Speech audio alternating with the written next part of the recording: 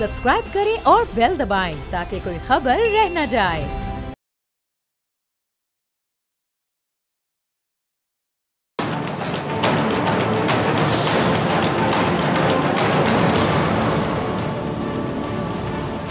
अस्सलामुअलैकुम, मैं हूं डॉक्टर फ़िज़ा खान और मैं हूं पाकिस्तान। पीटीआई की फ़ाइनल कॉल की नाकामी के बाद ख्याल किया जा रहा था कि कम अज़ कम सर्दियों के रवा मौसम में पीटीआई की मुहिम जोई का मिजाज ठंडा रहेगा। अडयाला जेल से भी हिदायत दे दी गई कि अब महाज जो है वो पार्लिमान में गर्म करना है, यानी हुकूमत को फ़िलहाल कोई बड़ा ख़तरा नहीं है। रावी चैनी चैन लिखता है, लेकिन हुकूमत के साबिक़ खलीफ और आज के हरीफ हुकूमत के लिए बेचैनी का सबब बन सकते हैं। मौलाना फजलुर रहमान ने पंजाब और सिंध में भरपूर वक्त गुजारा है, जहाँ वो कारकुनान से मुखातिब हुए, उलमा से मुलाकातें भी की और वह तंजीम को चार्ज कर रहे हैं और साथ ही पीटीआई को पेशकश भी कर रहे हैं कि वो राब्ते में रहे तो उनके लिए किरदार अदा किया जा सकता है। लेकिन मसला ये भी है कि वो राब्ते में मुस्तकिल नहीं रहते हैं।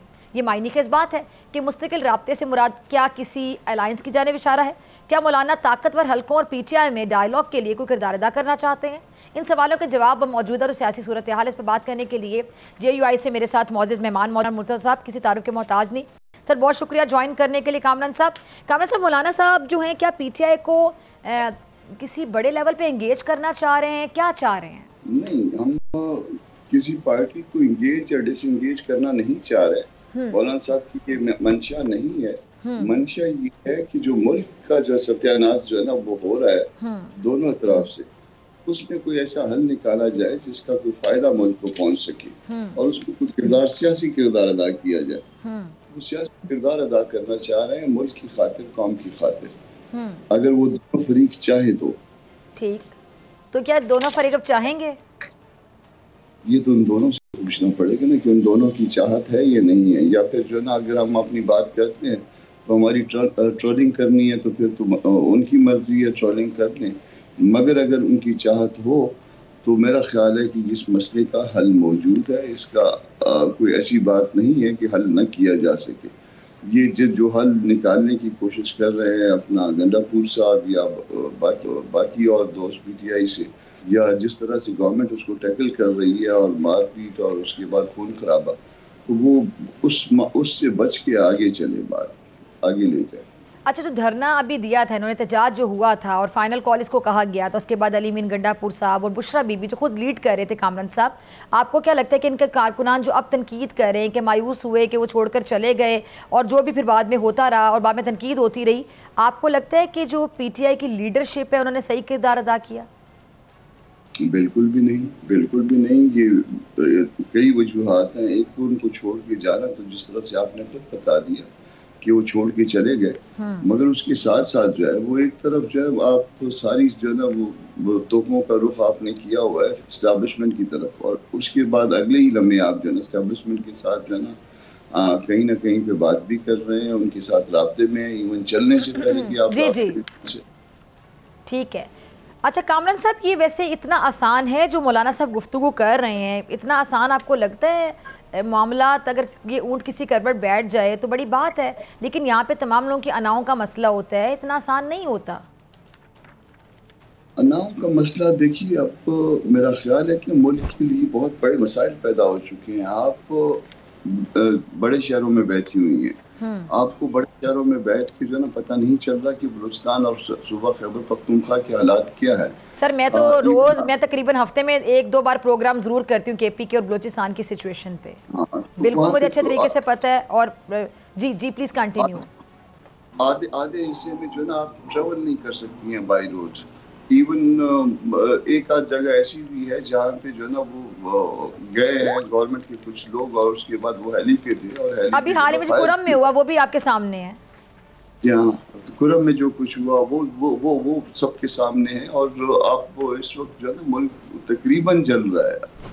आप लाहौर की बात ना करिए, कराची की बात ना करिए, इस्लामाबाद की बात ना करिए, या कोयटा और पेशावर, सही कह रहे हैं आप। उसके बाद आग लगी हुई है, तो उस आग को बुझाना है किसी ने या नहीं बुझाना? तो वो जो किसी है वो कौन होगा जो इस आग को बुझाएगा? क्या वो मौलाना फजलुर रहमान साहब एक कलीदी किरदार अदा करेंगे, अहम किरदार? देखिए, अल्लाह पाक ने किससे काम लेना है ये तो अल्लाह पाक को पता है, ये वो उसकी अपनी मंशा हुआ करती है। बहरहाल इंसान जो है ना वो कोशिश करता है कि वो तारीख में जिंदा रहे और कोई अच्छा किरदार अदा करके जाए। JUI की लीडरशिप भी जो है वो जिंदा रहना चाहती है तारीख के उन हिस्सों में और अच्छा किरदार अदा करना ठीक चाहती है। है। अच्छा कामरान भाई, आप एक प्रोग्राम में गालिबन कह रहे थे, मैंने आपको कहते हुए सुना कि आपने कहा कि पीटीआई की लीडरशिप है, पीटीआई को समझा रहे थे आप कि बिना तैयारी के धरना ना दें, नुकसान होगा। एक तो ये बात कि क्या आप राब्ते में थे, ये लोग आपसे राब्ते में थे, एक तो ये सवाल।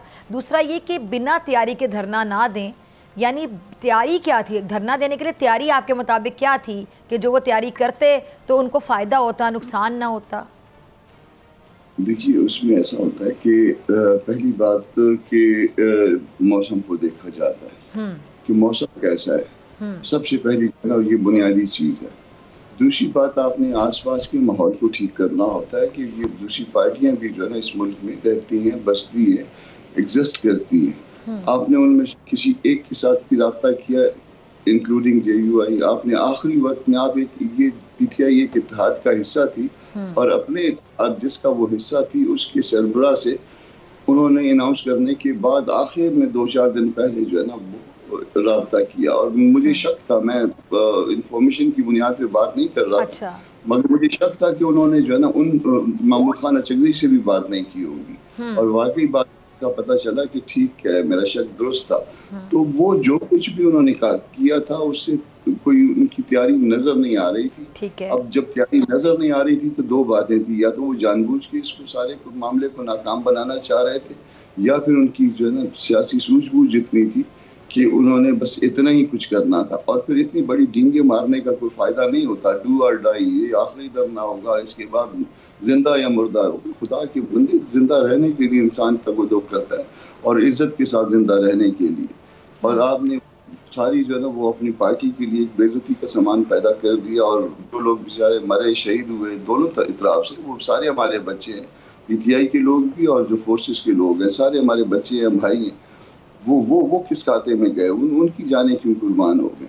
तो ये इस तरह नहीं करना चाहिए। अच्छा, अभी क्या आने वाले दिनों में क्या JUI हमें सड़कों पर नज़र आएगी एहतजाज करती हुई कामरान साहब?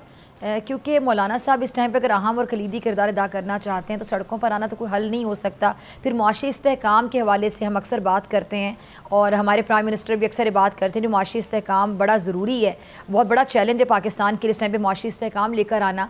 और अगर फिर सड़कों पर कोई पार्टियाँ होती हैं तो वो मुआशी इस्तेहकाम तो नहीं होगा, क्योंकि सियासी इस्तेहकाम के साथ जुड़ा होता है मुआशी इस्तेहकाम। हम JUI जो है ये चाहती है कि सड़कों के ऊपर आने का मसला जो है वो हमेशा हमेशा के लिए हल हो जाए। ठीक है।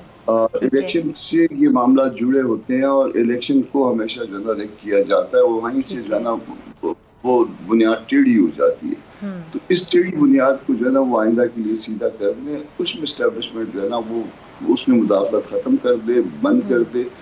और जिस पार्टी के हम सारे पाकिस्तानी हैं, अल्हम्दुलिल्लाह हम सारे जो है ना वो इस मुल्क से मोहब्बत करते हैं, तो सारे जो मोहब्बत करने वाले हैं उसमें अगर पार्टी A अगर आएगी तो भी कोई फ़र्क नहीं पड़ेगा, पार्टी B अगर आएगी तो भी फ़र्क नहीं पड़ेगा। सिर्फ लोगों को ये कॉन्फिडेंस होगा कि ये हमारा मैंडेट है, हमारा मैंडेट चुराया नहीं गया, या जो चुराया क्या, यहाँ पे डकैती हो जाती है मैंडेट के साथ और जो मर्जी जो है ना वो कर देते हैं और उसके बाद फिर फोर्स किया जाता है कि आप इसको तस्लीम करें। उसके बाद फोर्स किया जाता है अदालतों पे कि किसी तरह अदालतों से इसको प्रूव भी करवाया जाए, यानी दूसरों को जो लोग उसको चैलेंज करते हैं उनको नाकाम बनाने की हर मुमकिन कोशिश भी की जाती है। तो इस तरह की जो कोशिशें हैं वो मुल्क को इनफैक्ट नुकसान दे रही हैं। अब लोग कुछ कह सकते हैं और कुछ नहीं कह सकते, मगर अगर आप कभी भी जो है ना वो तारीख लिखी जाएगी तो उसमें नुकसान देने वालों में वो लोग हैं जो इस मुल्क से ज़्यादा मोहब्बत करते थे। वली खान साहब कहते थे कि वो पाकिस्तान का अलमिया ये है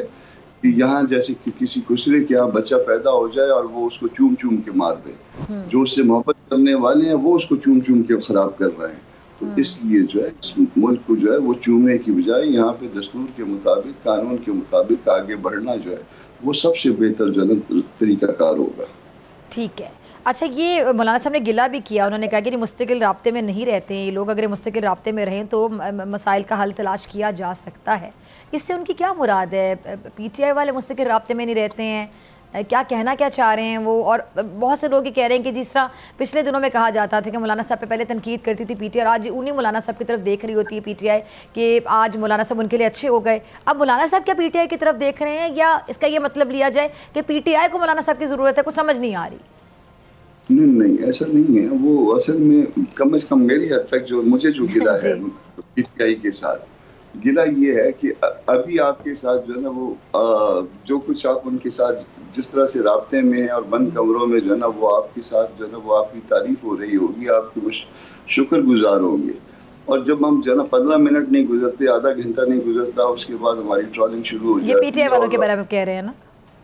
मैं उनके बारे में ज्यादातर कह रहा हूँ। तो उसके बाद जो ना हमारी मिट्टी प्लीत करना शुरू कर देते हैं, क्या उन्हें पता नहीं क्या जो है ना वो कर दिया जो है उसके अच्छा, साथ। ये आपने अहम एक बात कर ली कामरान भाई, ये बताइएगा कि जिन लोगों से आपकी बंद कमरों में मीटिंग होती है, पीटीआई की जारी बात है किसी मेन लीडरशिप से होती होगी, अभी जो लोग मरकजी किरदार अदा कर रहे हैं उनसे होती होगी, तो उसके बाद जो आप कह रहे हैं कि फिर ये ट्रोलिंग शुरू कर देते हैं, जो ट्रोलिंग शुरू कर देते हैं वही लोग करते हैं, क्योंकि इनकी पार्टी में भी तो धड़े बन चुके हैं ना।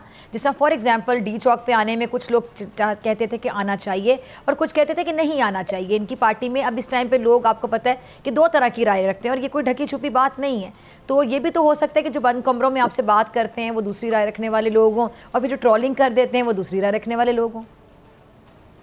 वो फिर उनको अपनी पार्टी में, अगर उनकी पार्टी के दोस्त हैं तो उनको समझाएं। डिसिप्लिन होना चाहिए। एग्जैक्टली। गंदापुर साहब जैसे लोग भी जो है ना वो जो उनके मुंह में आता है वो कह देते हैं। वो कहते हैं कि हम रेट बढ़ा रहे थे, हम रेट बढ़ा लिया, हमने पता नहीं क्या ले लिया, छोड़ दिया। वो इमरान खान साहब के साथ भी नजदीक है। हमें जो इमरान खान साहब के एक तरफ से जो है ना पैगामात मिलते हैं वो तो बड़े हौसला अफजा होते हैं, दूसरी तरफ से जो है ना हमें ये पता चलता है कि जी हम कोई रेट बढ़ा रहे हैं अपना।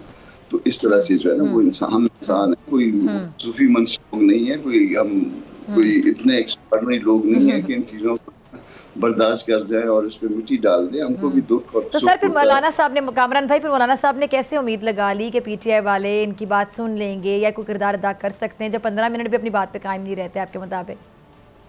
उसमें असल में ये जो वाकया हुआ था उसके बस मंजर में जो है ना ये बात हुई थी, जो यहाँ पे डी चौक पे हुआ था। और ये डी चौक पे जो कुछ भी हो, भले वो पीटीआई के वर्कर हो, मगर है तो हम सबके बच्चे हैं, उनके भी बच्चे हैं, हमारे भी।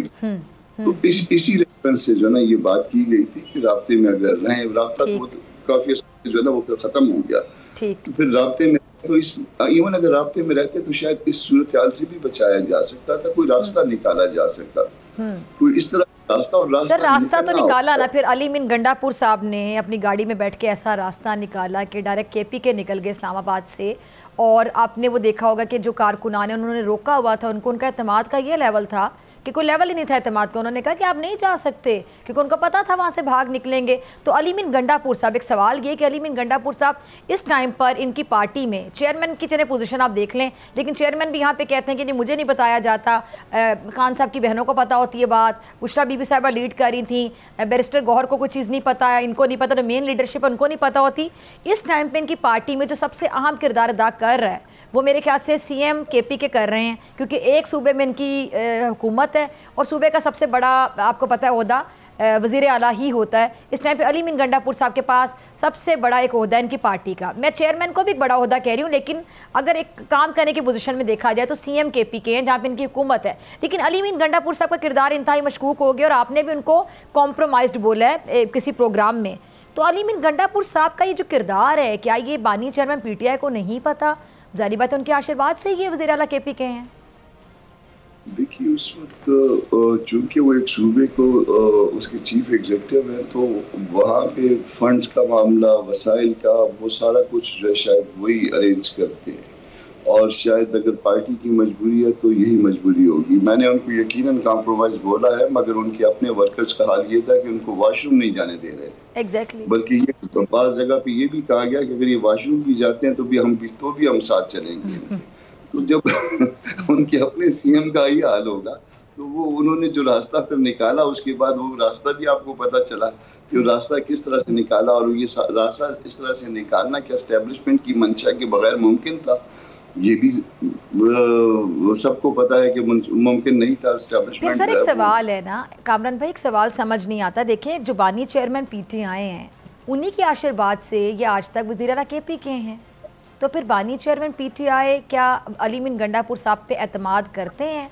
और कारकुनान के एतमाद ना करने का जो एक मामला था वो सबके सामने आ गया कि वो उनको 5 मिनट चल के कहीं जाने नहीं दे रहे थे। तो बानी चेयरमैन पीटीआई का जो अली मीन गंडापुर साहब पे एक ब्लाइंड ट्रस्ट है, उसकी क्या वजह है? नहीं, वो ब्लाइंड नहीं है, वो ज़रूरत आप उसको कह सकते हैं। वो यानी वो अच्छी ज़रूरत ये तरह से है समझते हैं इनके किरदार को, आप ये कहना चाह रहे हैं? वो समझते, अगर नहीं समझते तो फिर जो है ना, फिर उनको एक पार्टी को लीड करने का हक नहीं रहेगा। अगर अब भी नहीं समझते तो वो वहाँ पे वसाइल का मसला है। वसाइल अगर कोई और साथी होगा, कोई और दोस्त होगा, तो वो शायद उसके बगैर जो है ना ये सब कुछ मुमकिन नहीं होगा। और वसाइल भी जो है ना, फ़र्ज़ कर लीजिए कि किसी आप उनकी बजाय किसी और को कहें कि वो ये वसाइल जो है ना मुहैया करे पार्टी को, तो शायद वो इस हद तक तैयार नहीं होगा। उसके बाद आज के बाद जो है वो कल भी तो होता है ना, कल ठीक है। उसके बाद लॉ इन्फोर्सिंग एजेंसीज है, नैब है, FIA है, एंटी करप्शन है, ये सारे ठीक कुछ है। मामला तो वो हर आदमी ये वजन नहीं उठा सकेगा। अच्छा कामरान भाई, आखिरी 1 से 2 मिनट है तो मैं ज़रा इस अहम इशू को भी ज़रा हाईलाइट करना चाहूँगी। जो जरदारी साहब ने मदरसा एक्ट पर दस्तखत करने थे, ये मामला कहाँ तक पहुँचा है, ये काम कब तक हो जाएगा? क्योंकि यकीनी तौर पे दीनी मदारिस जो हैं, अगर मैं कहूँ कि शिद्दत से मुंतज़िर हैं तो गलत नहीं होगा, आप अग्री करेंगे? ये जानबूझ के रोका गया ये मामला। अच्छा। तो उसी दिन हाँ, जिस दिन 26th अमेंडमेंट जो है ना वो उसमें और उसकी क्या वजह है, जानबूझ के रोका गया? आप बड़ी बात कर रहे हैं। जी, लगता है जानबूझ के, उसकी वजह है ना, उसकी एविडेंस है। देखिए, अल्लाह को किसी ने नहीं देखा मगर फिर भी सबको नज़र आता है। इसी तरह से बाज़ आप ऐसे काम करते हैं जिसको कोई उसके पास आपके पास एविडेंस नहीं होती मगर आपको नज़र आ रही होती है। उसके बाद कितने बिल जो है ना असम्बली से पास हुए, और किसी के लिए आपने नाश्ता अरेंज किया, किसी के लिए खाना अरेंज किया, किसी के लिए चाय अरेंज की, उसकी तकरीबात मुनक्कद किया आपने उन बिलों के लिए, उन बिलों के ऊपर सिर्फ साइन करने के लिए। और इसको जिस दिन 26th अमेंडमेंट पास हुई है उस दिन ये बिल भी, ये एक्ट भी जो है ये पास हुआ है, और उसके बाद मुसलसल जो है उसको जो है वो अटकाए रखा गया है। तो फिर इसका मतलब यही है। तो रुकावट कौन है कामरान भाई? सदर साहब ने रोका है, सिर्फ सदर साहब ने। आप जरदारी साहब पे शक कर रहे हैं? शक नहीं कर रहा मैं, बिल्कुल उनका नाम लेके कह रहा हूँ कि उन्होंने रोका है। वो रोक के बैठे। जरदारी साहब तो मौलाना साहब के बहुत अच्छे दोस्त हैं। मौलाना साहब तो उनको इस बात पे कन्विंस भी कर सकते हैं, सारे पॉइंट्स डिस्कस करके। ये वो बिल है जिस वक्त हम खुद हुकूमत में थे तो उस वक्त भी जो है वो तकरीबन जो है ना ये सारा प्रोसेस हो गया था और उसके बाद रोक दिया गया था। अब ये बिल जो है बाकायदा दोनों ऐवानों से हो गया है और उसके बाद फिर रोक दिया गया है और जानबूझ के इसको लटकाया गया है। तो इसका तो आपको हल क्या नजर आ रहा है मुस्तकबिल करीब में इसका? अब ये रुका रहेगा? करीब में इसका नहीं लटका रहे तो फिर हम तो इस तरह वाले धरने नहीं देते हैं जिस तरह के धरने जन PTI ने दिए। फिर आप क्या धरना देंगे? ये तो आप बड़ी बात कर रहे हैं। मैंने सिर्फ इतनी बात की है कि हम इस तरह के काम नहीं करते जिस तरह PTI नहीं। लेकिन कामरान भाई, माजरत के साथ आपने भी, आप लोगों ने धरना दिया था, मुझे याद है जब इस्लामाबाद आए थे, और मुझे याद है कि कुछ भी नहीं हुआ था। और मौलाना साहब ने बड़ा एक स्टेटमेंट दी थी कि हम खाली हाथ नहीं लौटे हैं, लेकिन मौलाना साहब क्या लेकर लौटे थे आज तक नहीं पता चला किसी को। ये हम दस्तखत तो इसको करवा के भिजवाएंगे मगर उसमें जो कुछ हुआ था उसी के नतीजे में शायद अगर फर्ज कर लीजिए कि JUI के वो धरने ना होते तो क्या PTI की हुकूमत जो है ना वो रहती उसके बाद जाना जिस तरह से भी गई मगर अल्टीमेटली तो गई है। वो हुकूमत का जाना है वो हमारी ताकत की वजह से ठहर गया था। तो अब भी अगर चलिए आखिर में यानी आप ये खबर दे रहे हैं कि फिर अगर ये नहीं होगा तो फिर आप लोग धरना देंगे और आपका धरना PTI से मुख्तलिफ होगा और सही वाला धरना होगा, आप ये कहना चाह रहे हैं? धरना होगा या जो भी होगा मगर वो फिर उसके बाद हुकूमत के लिए मसला होगा। ठीक है जी, बहुत शुक्रिया कामरान मुर्तज़ा साहब। आपके वक्त के नाम से मुलाकात होगी ब्रेक के बाद, और ब्रेक के बाद मेरे साथ मौजूद होंगे बैरिस्टर अली ज़फ़र साहब।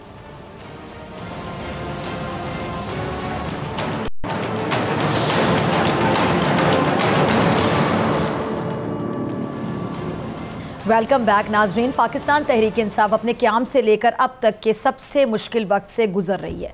इसके बानी सरबराह अपने सियासी जो नाइबीन उनके साथ जेल में, और जेल ही से वो हुकूमत के लिए मुश्किलात भी पैदा करने की कोशिशें कर रहे हैं। लेकिन उनके लिए सबसे बड़ी मुश्किल जेल से बाहर पार्टी में अपने वफादार साथियों की तलाश और पार्टी का डिसिप्लिन है। मुश्किल वक्त में आने वाली मुश्किलात को भांपते हुए कप्तान ने पार्टी की जो क़यादत है वकला के सपोर्ट दिए सोच कर की थी कि शायद जो वकला हैं वो अदालत अदालतों में कानूनी जंग लड़कर उन्हें रिलीफ दिलाएंगे और सियासी क़यादत सियासी महाज पर पार्टी को सरगर्म रखेगी। लेकिन सूरत हाल फिर ये पैदा हुई कि मुल्क के तूलो अर्ज़ में अपना वजूद रखने वाली PTI जो है वो सुकड़ सिमट कर KPK तक रह गई और पार्टी रहनुमा एक दूसरे पर उंगलियां उठा रहे हैं और एक दूसरे को शक की निगाह से देखते हैं, एक दूसरे को कॉम्प्रोमाइज़ तक कह देते हैं, इल्ज़ामात की बौछार करते हैं और पार्टी में सभी अपनी अपनी बोलियां बोल रहे हैं। सभी का अपना बयानिया है और इन बोलियों में वो जो अडयाला जेल का एक फाटक है खोलकर कप्तान को बाहर लाने का बयानिया था, उस पर अमल ज़रा कमज़ोर पड़ता दिखाई देता है और फिर ना के दिन आपको पता है खुलकर बहुत तनकीद करते हैं।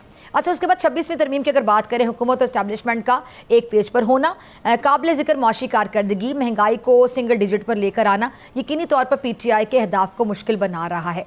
इस सारे सियासी मंजरनामे पर बात करने के लिए मेरे साथ हैं PTI के सीनियर रहनुमा सेनेटर बैरिस्टर अली ज़फ़र साहब। बहुत शुक्रिया सर ज्वाइन करने के लिए। अली ज़फ़र साहब, सबसे पहले हम यहीं से शुरू करते हैं कि आप सेनेटर भी हैं, बैरिस्टर भी हैं, कानून को समझते हैं और पार्टी के उन चंद लोगों में से हैं जो समझदारी के साथ बड़ी अच्छी बात कर देते हैं। सर, अदालत का हुक्म आया धरना नहीं देना, उसके बावजूद हुक्म अदूली की गई, तो उसको आप कैसे देखते हैं? आपकी इसमें क्या राय है? क्योंकि आपकी पार्टी में बहुत से लोग अब राय के मामले पर एक पेज पर नहीं होते हैं, कुछ लोग हैं जो पार्टी से हटकर राय दे देते हैं। आप इस चीज़ को सपोर्ट करते हैं? आपको लगता है कि ये आपकी पार्टी की जानिब से गलती की गई? देखें, जहाँ तक तो हाई कोर्ट के ऑर्डर का ताल्लुक है, मेरी अपना एक बड़ा क्लियर मौक़िफ़ है उसके ऊपर, और वो ये है कि हाई कोर्ट्स या अदालतों का एहतजाज रोकने का किसी किस्म का हक नहीं है। उनके पास ये ताकत नहीं है कि वो एहतजाज रोकें। आपको याद होगा कि इस्लामाबाद में धरना हुआ था, ताहिरुल कादरी साहब ने मुझे एंगेज किया था क्योंकि सुप्रीम कोर्ट में एक पिटिशन फाइल कर दी थी हुकूमत ने कि हमें इजाज़त दें, हमें ऑर्डर फरमाएं, हम ये धरना ख़त्म करना चाहते हैं, ऑर्डर दें आप कि हम ये धरना ख़त्म करें। तो मैं जब पेश हुआ था सुप्रीम कोर्ट में, तो मैंने ये कहा था सुप्रीम कोर्ट को कि धरना ख़त्म करना या एहतजाज को रोकना ये जिम्मेदारी हुकूमत की है, ये हुकूमत और पब्लिक के दरमियान है मामला। अदालतें अगर उसमें आ जाएंगी, सियासत में आएंगी और इस तरह के एग्जीक्यूटिव ऑर्डर्स पास करेंगी, तो कल को अंधाधुंध फायरिंग करके हटाया जाएगा इस धरने को, और अगर कोई फौत हुआ या इंजर हुआ तो फिर वो सुप्रीम कोर्ट के ऊपर उसका इल्ज़ाम आएगा कि जी आपने कहा था इस धरने को उठाएं। इसलिए सुप्रीम कोर्ट उस वक्त ये ऑर्डर नहीं किया था धरने, और धरना चलता रहा, वो फिर खुद ही ख़त्म हुआ काफ़ी दिन बाद, लेकिन सुप्रीम कोर्ट ने इंटरफेयर नहीं किया। सुप्रीम कोर्ट के जज साहब ने यही कहा हुकूमत को कि ये आप जाने और आपका काम जाने, ये एग्जीक्यूटिव की फंक्शन है, उनका हक है धरना करना, आपका हक है कि आप अपना धरना अगर पुरअमन हो रहा है उसको किस तरह रिजॉल्व करना है वो आप सियासी फैसला करें और सियासी तरीके से निपटें। तो मेरी नज़र में हाई कोर्ट का जो ऑर्डर है उसका कोई ताल्लुक नहीं था, उसको नहीं पास करना चाहिए था हाई कोर्ट को ये ऑर्डर के आप ना करें। और आप देखें कि वो अब ऑर्डर नहीं माना गया, 50,000, 60,000, 1 लाख, 2 लाख जितना लोग भी आए, अब उनको क्या अदालत कंटेम्प्ट देगी, उन सबको बुलाएगी और कहेगी आपने तौहीन अदालत की है। ये हाई कोर्ट का मामला नहीं है। मेरी नज़र में ये हुकूमत और पब्लिक के दरमियान है, और हुकूमत ने जो हरकत की वो आइन की खिलाफवर्जी की। जो पब्लिक ने जो डिमांड की, उन्होंने अपना आइन का हक जो था वो उन्होंने हासिल करने की कोशिश की, वो बहरहाल हुकूमत ज़्यादा ताकतवर थी, उन्होंने इसको नाकाम बना दिया। लेकिन इसका ये मतलब नहीं है कि PTI गलती पे थी या पे थी, गलती हुकूमत की थी। ठीक है, आप कह रहे गलती की थी। अच्छा सर, ये आपकी पार्टी में भी दो तरह की राय थी, कुछ लोगों का ये कहना था या मानना था कि डी चौक जाना चाहिए, और कुछ लोग इसके खिलाफ थे, इस हक में नहीं थे। फिर बुशरा बीबी साहिबा ने जो लीड किया, उन्होंने कहा कि मैं आखिर तक खड़ी रहूँगी कारकुनान के साथ।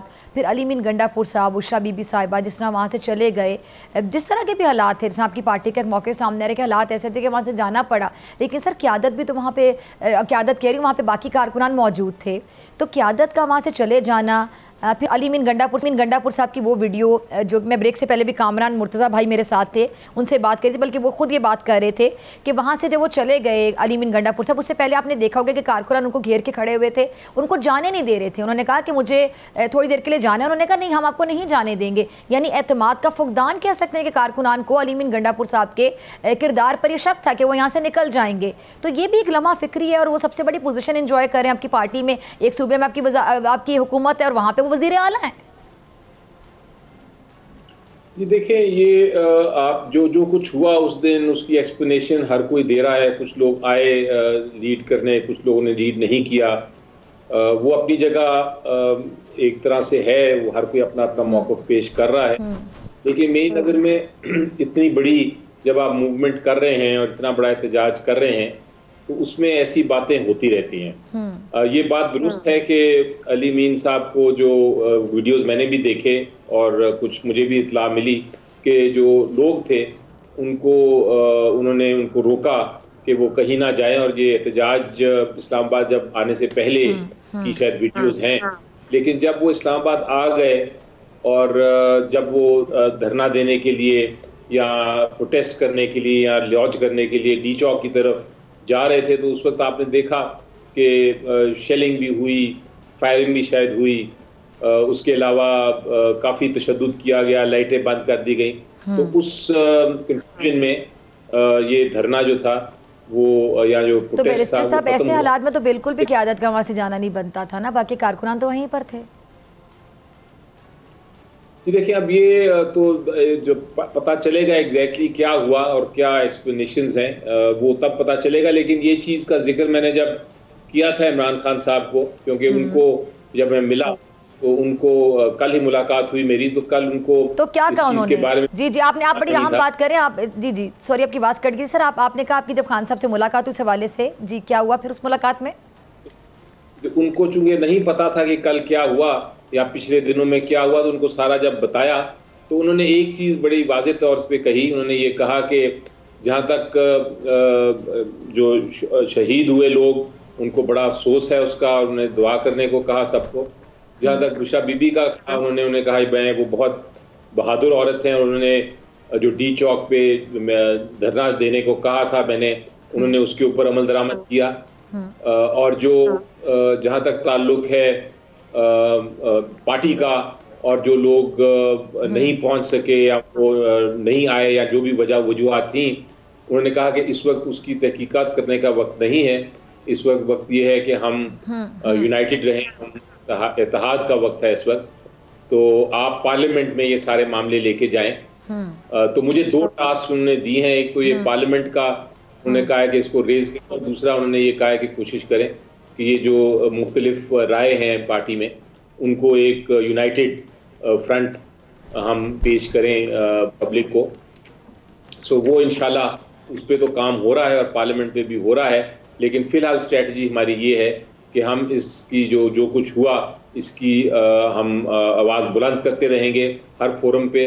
पार्लियामेंट हमारा पहला फोरम है, और इंटरनेशनल वेन्यूज़ पे भी हमारा रहेगा। इस पे हम इसको रेज करेंगे, क्योंकि ये एक ह्यूमन राइट वायलेशन है, ये बुनियादी हकूक़ की खिलाफ वर्जी है, इंसानी हकूक़ की खिलाफ वर्जी है। तो हम इसको रेज करेंगे, और उसके साथ साथ मेरा ख्याल है कि बहुत ज़रूरी है कि जो एहतजाज का हक़ है इसको इस्तेमाल करने के लिए भी हम कोशिश करते रहेंगे। बैरिस्टर साहब, उन्होंने जब आपने ये बताया कि अली मीन गंडापुर साहब वहाँ से चले गए थे, या बुशरा बीबी साहिबा भी गई, अली मीन गंडापुर साहब का वहाँ से जाना, उस पर खान साहब की क्या राय थी?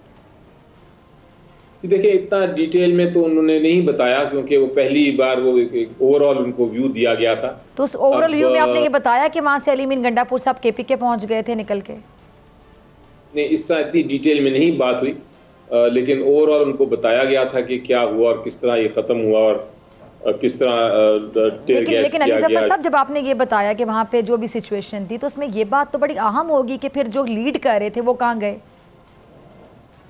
जी, लेकिन ये मैं बता रहा हूँ कि इस पे इतनी डिटेल में बात नहीं हुई कि लीड जो कर रहे थे कहाँ गए या क्या हुआ, और वो कोई ब्लेम गेम उधर नहीं हो रही थी उस वक्त उनको। नहीं, आप तो सिचुएशन बता रहे थे ना, उसमें ब्लेम गेम की तो बात ही नहीं ना, जो हुआ आपने तो वही बताया होगा यकीनी तौर पे।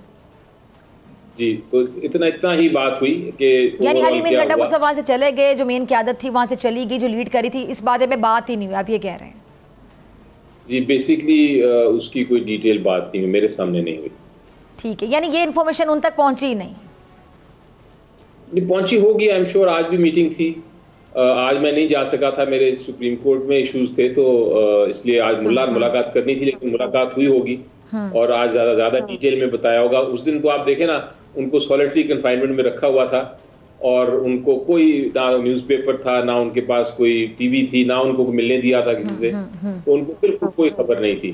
तो और आपको पता है कि अदालत में जब वो चूंकि साथ केस भी चल रहा होता है, टाइम भी कम होता है और कोई आप ज़्यादा डिटेल में बात भी नहीं कर सकते, तो पहली मीटिंग में उनको जितना बता सकते थे बताया। ठीक है जी, आपका आज ठीक है। अच्छा, दूसरा ये बताइएगा ज़रा अली ज़फ़र साहब, आप कैसे देखते हैं इस चीज़ को कि जिस तरह अलीमा खान साहिबा ने भी इंटरव्यू दिया है वॉइस ऑफ अमेरिका को, उन्होंने कहा कि जी पार्टी हमसे राब्ता ही नहीं रखती, ये अलीमा साहिबा की स्टेटमेंट आना। फिर दूसरा कि बहुत सी चीज़ें ऐसी हैं जो कि आपकी पार्टी के चेयरमैन को पता होनी चाहिए, उनको नहीं पता होती। बहुत से अहकामात ऐसे होते हैं जो कि बैरिस्टर गौहर तक होनी चाहिए चीज़ें, लेकिन उनको पता ही नहीं होता। कभी अलीमा खान साहिबा के थ्रू पैगाम बाहर आ जाए, किसी और के थ्रू, तो आपकी पार्टी में आपको नहीं लगता है कि एक कॉन्फ्लिक्ट अब हो जाती है, या एक किस्म की बदमज़गी कह लें कि एक मतलब जिसका एक रूल होता है उसके मुताबिक ये चीज़ अगर नहीं चल रही होती तो पार्टी के जो चेयरमैन हैं, बहरहाल उनकी एक रिस्पेक्ट होती है, उनकी बहन का एक किरदार होगा, नो डाउट। बुशरा बीबी ने जिस तरह लीड किया, फिर जो आप लोगों की दो तरह की राय थी पार्टी की वो बाहर आई, फिर आपके मुखालिफिन को मौका मिलता है, नाक़िदीन को मौका मिलता है खुलकर तनकीद करने का। देखिए, मैं इसको कुछ इस तरह देखता हूँ कि जो इस पॉलिटिकल पार्टी पीटीआई के जो मेन लीडर हैं और वन एंड ओनली वो हैं इमरान खान, वही बानी चेयरमैन है और प्रैक्टिकली वही चेयरमैन है इस पार्टी के। लोग भी उनसे प्यार करते हैं, उन्हीं की तरफ देखते हैं। उनके अलावा कोई हमारी पार्टी में ऐसा कोई लीडर नहीं जिसको लोग फॉलो करते हैं या जिसको वो लोग जो हैं वो सुनने आएंगे या उनकी बात मानेंगे। तो वो जो चेन ऑफ कमांड है वो बड़ी वाज़ेह है और वो एक ही शख्स से चेन ऑफ कमांड आती है।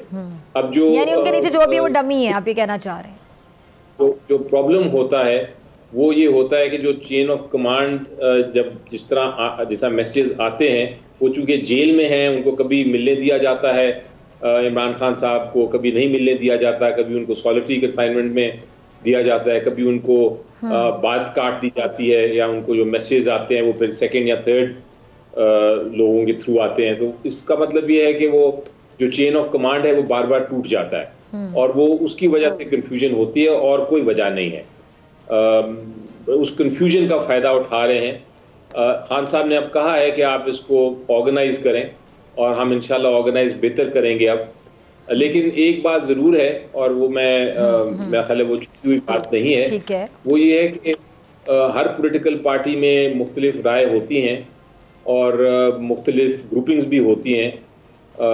पीटीआई में भी मुख्तलिफ राय हैं, मुख्तलिफ इश्यूज हैं, लेकिन जब एक बार इमरान खान साहब ने कह दिया था कि मैं 24 को हमने करनी है ये टेस्ट, तो मेरा ख्याल है उसके बाद मेरी नज़र में तो जो इख्तलाफात थे वो ख़त्म हो गए थे। अब वो शायद कुछ दोबारा आ रहे हैं, लेकिन उम्मीद ये है कि माजी में जो कुछ हुआ उसको आप अब इग्नोर करें और मुस्तकबिल की तरफ। ठीक है। अच्छा अली ज़फ़र साहब, अभी ब्रेक से पहले कामरान मुर्तज़ा भाई मेरे साथ मौजूद थे। अच्छा, वो तनकीद भी करते हैं तो बड़ी नपी तुली से तनकीद करते हैं, बड़ी महज़्ज़ब से शख्सियत हैं, आप उनको बेहतर समझते हैं। अच्छा, उन्होंने ये बात अभी बोली प्रोग्राम में, उन्होंने कहा कि मैंने उनसे ये सवाल पूछा कि मौलाना फजलुर रहमान साहब ने ये पीटीआई वालों को पेशकश की कि वो राब्ते में अगर रहें तो किरदार अदा किया जा सकता है मामला को हल करने के लिए, लेकिन वो राब्ते में मुस्तकिल रहते नहीं हैं। तो मैंने इसकी वजाहत उनसे पूछी तो उन्होंने कहा कि अक्सर बंद कमरों में जो बात होती है पीटीआई वालों से, कामरान मुर्तज़ा साहब कह रहे थे अभी ब्रेक से पहले कि बंद कमरों में जो पीटीआई वालों से बात होती है 15 मिनट के बाद हमारी ट्रोलिंग शुरू हो जाती है, हमारी मिट्टी पलीत करना शुरू कर दी जाती है सोशल मीडिया प्लेटफॉर्म पे। ये उनके अल्फाज हैं, मैं कोट कर रही हूँ एज इट इज़। तो उन्होंने कहा 15 मिनट के बाद ये सिलसिला शुरू हो जाता है। तो इस पर आप अगर कोई अपना पॉइंट ऑफ व्यू देना चाहें कि ऐसा आपकी पार्टी की जानिब से क्यों होता है? देखिए, ये बात उन्होंने जो आपको कहा कि बंद कमरों में उन्होंने की है, वो मेरे से भी बात की है उन्होंने। ठीक है। और उन्होंने शिकायत भी की है और उन्होंने कहा है, लेकिन उन्होंने शिकायत की आपसे? यही शिकायत की उन्होंने कि कई बार आप जब बात करते हैं, हम गुफ्तगू करते हैं, उसके बाद फिर आपकी सोशल मीडिया जो है वो हमारे खिलाफ शुरू हो जाती है, तो वो जो बात है वो फिर उधर ही रह जाती है और उसको हम आगे नहीं चल सकती। हमारी जो रिलेशनशिप है, जो हमारा मकसद है, वो पूरा नहीं होता। तो उन्होंने ये शिकायत की थी मेरे से, तो मैंने उनको यही जवाब दिया है, मैं आपको देने लगा हूँ जी जी। और वो ये था कि सोशल मीडिया एक ऐसी चीज़ है जो कंफ्यूजन बहुत पैदा करती है और उसमें हर जो सोशल मीडिया का इस्तेमाल करने वाला है या यूज़ करने वाला है, जिसके पास कंट्रोल है, वो एक तरह से आज़ाद रिपोर्टर है। अब आप तो जब रिपोर्टिंग करती हैं, आप तो बड़ा सोच समझ के पहले रिसर्च करती हैं, रिसर्च करने के बाद आप सवाल पूछती हैं, आपको कुछ पता भी होता है, कुछ इन्फॉर्मेशन भी आपको तरीक़ेकार निकालना कि पता है किस तरह लोगों से निकालना है, किस तरह उनको सवाल पूछ के जवाब लेने हैं। लेकिन बात से बात कैसे निकालनी, क्रॉस क्वेश्चन कैसे करना है जी। सोशल मीडिया पे हर आज़ाद है, वो र्यूमर्स भी फैला सकता है, वो कुछ भी कह सकता है, उनको कंट्रोल नहीं किया जा सकता। मैंने उनको कहा, कामरान मुर्तज़ा साहब को, कि अगर मेरे से कोई आपकी हमारी जो मेन लीडरशिप है उससे आपको कोई डायरेक्ट शिकायत हो तो बिल्कुल आपकी बजा बात होगी, लेकिन सोशल मीडिया हर एक के कंट्रोल में नहीं है। मैं आपको एग्जांपल देता हूँ कि जब ये हुआ था 24 सितंबर का, नवंबर का, उसके बाद इमरान खान साहब से हमारी मुलाकात नहीं थी, लेकिन सोशल मीडिया पे एकदम शुरू हो गई बातें कि शायद उन अडयाला से ले जाया गया है, उनको टॉर्चर किया जा रहा है वगैरह वगैरह। और वो इतनी ज़्यादा सोशल मीडिया पे लोग आगे के लोग यकीन करना शुरू हो गए। मैं खुद जब मिलने गया था कल, तो मुझे ये टेंशन थी कि पता नहीं वाकई ये खुदा खास्ता इसमें कोई सच्चाई ना हो, लेकिन वो सारी बातें जब निकली तो यही अंदाज़ा हुआ कि सोशल मीडिया जो है वो किसी के कंट्रोल में होता है। वो हमारे जिसका मैं कह रहा हूँ कि इस किस्म की इंफॉर्मेशन जो आ रही थी वो गलत इंफॉर्मेशन थी, लेकिन वो इतनी ऑथेंटिक लोग समझ रहे थे सोशल मीडिया की। यानी आप बैरिस्टर अली ज़फ़र साहब, मैं आपकी बात से कंक्लूड करूँ आपकी इजाज़त से, कि आप भी, आपकी पार्टी जिस तरह सोशल मीडिया को यूज़ करती है, या आपकी पार्टी में कुछ लोग कह लें, आप भी उससे तंग हैं? नहीं, मैं ये कह रहा हूँ, मेरा मकसद कहने का ये है कि सोशल मीडिया कौन कंट्रोल कर रहा है या कौन नहीं कर रहा, इसका आप, या कौन किसने ये शोशा छोड़ा है या किसने उसको इनिशिएट किया है, ये आप इसको नहीं कंफर्म कर सकते। और ये बार बार हर चीज़ का कह देना कि ये पार्टी कर रही है या ये पॉलिटिकल पार्टी का फैसला है जो सोशल मीडिया पे कोई यहाँ चीज़ आ रही है, तो ये एक इम्प्रेशन दिया जाता है, लेकिन इसमें कोई सच्चाई नहीं है। हाँ, कई गलतियां हो सकती हैं, उसको आउट किया जा सकता है और कई बार मिस्टेक्स हुई हैं, लेकिन ये कोई पार्टी की। लेकिन अली ज़फ़र साहब, एक सवाल, आपके सवाल में से एक सवाल, बानी चेयरमैन पीटीआई का जो ट्विटर हैंडल है, वहाँ से भी कुछ चीज़ें ट्वीट होकर डिलीट हुई हैं। आपको पता है बड़ी वो हसास नौयत की चीज़ें थी, कुछ कारकुनान की तस्वीर शेयर की गई और कहा गया कि ये कारकुनान है जिन पर शायद जुल्म हुआ, फिर वो डिलीट हो गई। ये क्या मामला है? क्या ऑथेंटिसिटी नहीं थी? मतलब उनका जो अकाउंट है वो तो ऑथेंटिक होना चाहिए ना, जो भी उसको हैंडल कर रहा है, ऑपरेट कर रहा है, जो भी। देखिए, ये एक अलग डिपार्टमेंट है और मुझे नहीं पता कि कौन उनका ट्विटर कर रहा है, कौन उसका इंचार्ज है। बहुत शुक्रिया बैरिस्टर अली ज़फ़र साहब के लिए, और इसी के साथ मुझे दीजिए इजाज़त। आपसे मुलाकात होगी इंशाल्लाह कल सेम टाइम सेम चैनल की। ज़िंदगी ने वफ़ा की दुआ में याद रखिएगा, अपना बहुत ख्याल रखिएगा। अल्लाह ने